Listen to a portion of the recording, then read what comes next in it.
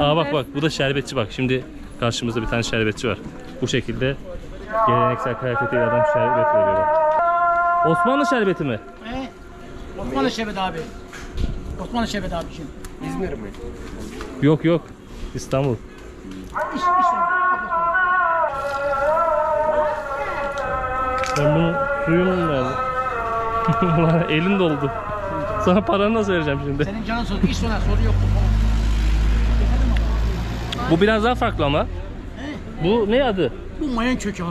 Osmanlı şerbeti işte bu abi. Osmanlı şerbeti. Bir tane de sen iç, sana ısmarlayayım. Yok senin canın. İç. Vallahi senin canın. Sen bütün gün içiyorsundur zaten. Kaç litre var bunda? Sırtındakinde. 25 litre şerbet var. Bir kapta uzatıyor. Aha. Ama 32-33 kilo geliyor. 32-33. Bunu sen kendin hazırlıyorsun değil mi? Kendim.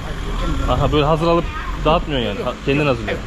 Bir de buzhaneye getiriyorum. He. Şerbeti buzhaneye getiriyorum. Şerbeti Mesela- evde kendin